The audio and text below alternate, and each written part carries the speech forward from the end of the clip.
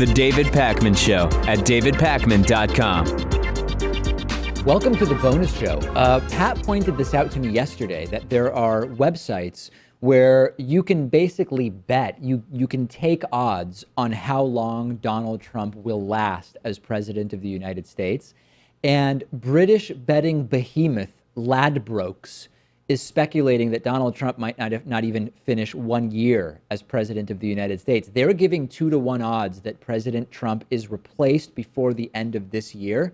To put it in perspective, those are the same odds that he'll be replaced in 2021, meaning that he would lose re-election.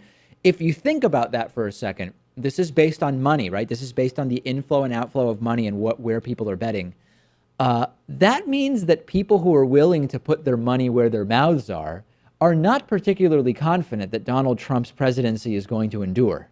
Yeah, I mean, that's some surprising numbers there, especially because the most likely scenario is probably that he gets defeated in a re-election effort or that he gets re-elected and serves a whole 8 years.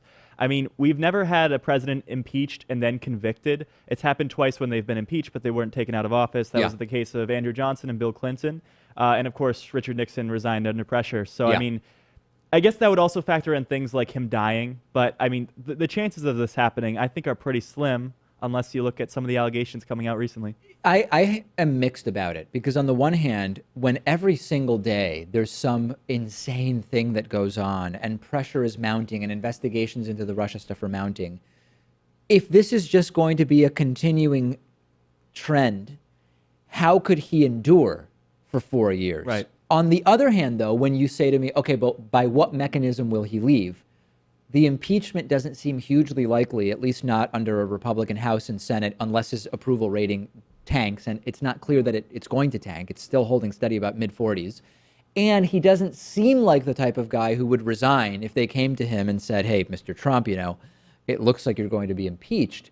I don't know that he's the type of guy who would say, well, then I'll resign beforehand. No, because that's kind of the classy thing to do, it would seem. And I think his ego would force him to go out to the bitter end.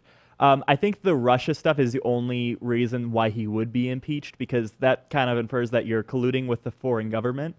Any kind of words, any audio tapes that come out, like the Billy Bush tapes, for example, that's not going to be enough to do it. I mean, unless there are Billy Bush type tapes related to Russia.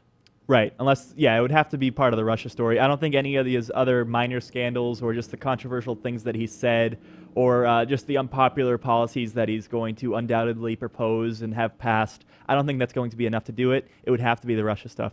For the next 2 to 4 weeks, if I had to say any day, by the way, a new thing pops up. But from the things that we know about right now, over the next 2 to 4 weeks, what would have the most damaging effect on the Trump presidency? I would say it would be the resignation of Jeff Sessions if pressure continues, if more evidence comes out about his involvement with Russia.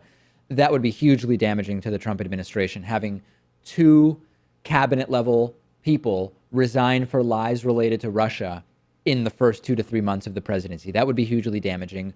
If the second version of the travel ban is again knocked down by the legal system, I also think that would be hugely damaging over the next 2 to 4 weeks. But not to the point of impeachment. No. Oh, no. Right. Not at all. I'm just thinking of what would be the next thing to push him closer to you're really not popular and you're doing a terrible job. Because he would have to also be incredibly unpopular, I think, for an impeachment effort to succeed. Yeah. I don't know. I have a tough time betting against Trump at this point, because if you look back at the betting odds when he was running for president and then, reaching the Republican nomination and actually being elected, he was also he was incredible long shot. Yeah, he was definitely a long shot at those instances too. Yep. So how can you bet against him at this point? Yeah, at this point, why would anyone bet against Trump? It seems like he is a winning brand.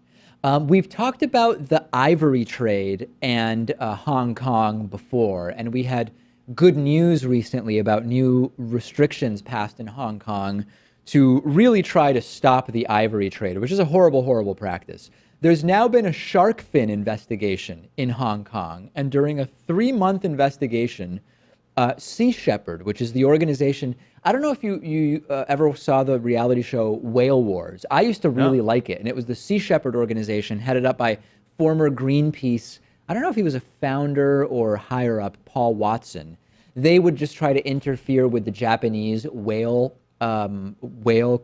hunting and they would be, down there with their boat, messing with the Japanese whaling vessels, et cetera, et cetera. That same organization, Sea Shepherd, verified evidence that shark fin traders are shipping shark fins into Hong Kong on airlines and on shipping lines that claim to not allow or to claim to have a policy that they don't ship shark fins.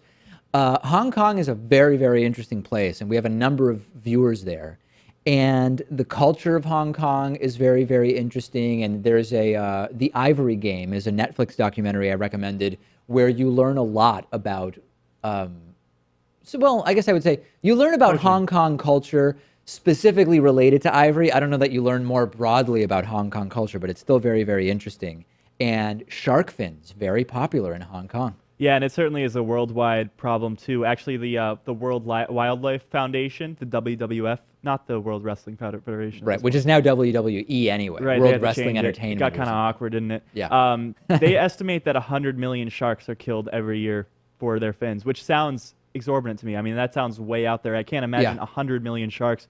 And I mean, it's definitely a problem because these species are at the top of the food chain. Yeah. So I mean, the impact of killing one shark is far greater than any other piece on that chain, any other small fish, because it just drastically changes what the ecosystem can do and how it operates. Trickle-down economics is nonsense, but the trickle-down effect of interrupting or modifying a food chain, that actually does trickle down. Because there are so few at the top. Yeah, absolutely. Okay, let's talk about what I'm calling the Patrick K. Ford controversy.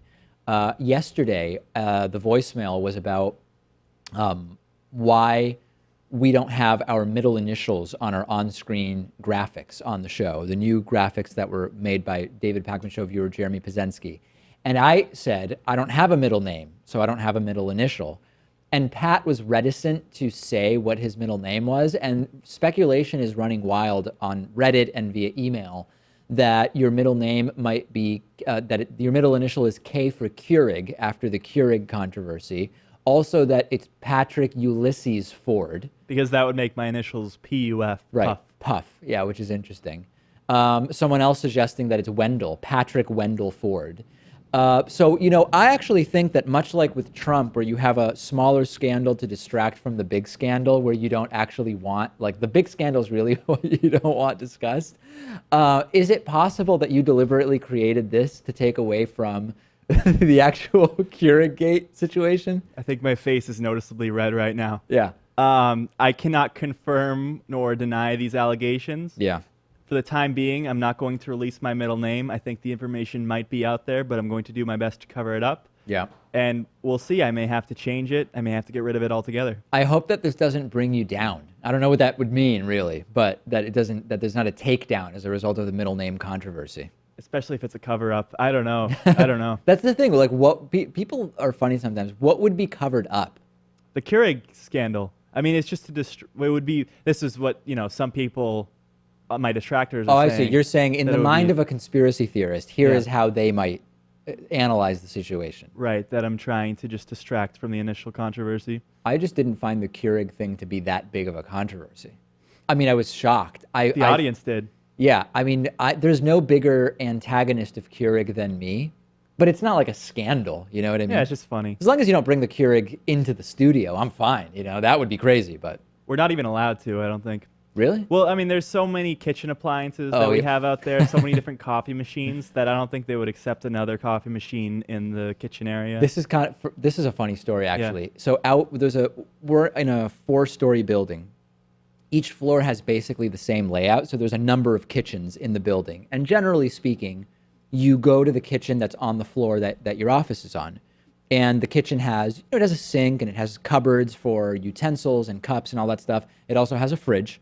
Normal kitchen type thing. It's a normal kitchen, exactly, except it doesn't have an oven. Right. Yeah, okay, so it's not normal in that way, but otherwise it's a normal kitchen. And different people, so like there's a toaster, for example. There is a drip coffee machine. There was, although now it may have been moved, a water boiler an electric water boiler for making tea, for example, since there's no stovetop, to avoid having to microwave. There's a microwave also. To avoid microwaving water to make tea, You just put it in a water boiler, you flip a switch, in a few minutes it's boiling. I just use the microwave. You use the microwave, right? How long do you have to boil water to get it, or how long do you have to microwave water to get it to boil? A minute and 10 seconds. All right. We'll do a how-to on that at some point. But then all these new machines started appearing. So someone from another office brought not an actual Keurig, but a Keurig type machine. I think the Mars Corporation makes a similar thing with pods or whatever. Then there's this really cheap, I believe it's Krupp's espresso machine. It's not really espresso. Like, it actually doesn't use 15 bar pressure to make it, but it sort of is an espresso-like thing. It's like a $20. It's like a cheap knockoff. It's like a $20 machine, I think. You pick it up, it weighs nothing. Like, it's just, there's nothing in it. One of those appeared. Then some other kind of coffee machine. There were definitely three. There was a French press that appeared. Anyway, the entire counter was filled with different machines and appliances. And one day, a note appeared and an email went out to the entire building saying, we have hit the limit on the number of different coffee and other machines that can fit on that counter. The counter is covered with different machines. So the new policy is the machines have to be kept away in the cupboards. When you're going to use it, you take it out, you use it, and then you put it away. Right. And it's mostly being ignored. A couple of the machines have gone away, but it's mostly being ignored, and it's still covered with machines. So the point is, even if I wanted to bring in a Keurig, I would not be allowed to due to that policy, and there would probably be a lot of backlash if I did. Yeah, I guess you'd have to have it in the cupboard when you're not using it. That would just make it look like I'm trying to hide something. Yeah. And I'm already looking like I'm trying to hide something. Yeah. Okay, well, anyway, that's what's going on here. I think I also mentioned the sign that popped up on the fridge saying, please stop stealing other people's lunches. We did a whole Instagram segment about it. That was big. We did, yeah. And that, to me, is more sad, because I don't think most people steal lunches as a goof. I think it's people are hungry, you know what I mean? Maybe people are just genuinely forgetful and they say, hey, I'll just take someone else's lunch. It's not that they can't afford lunch, but who knows? The issue isn't funny, but just seeing the text sign there, all capital letters. In a huge font. Trying to make a sob story out of it. I thought it was kind of funny. Yeah, seeing the sign appear and also seeing the sign move from the fridge to the bulletin board back to the fridge over several days. It's a whole world out there, folks. That I can assure you. All right, that's it for the bonus show. More tomorrow. The David Pakman Show at davidpakman.com.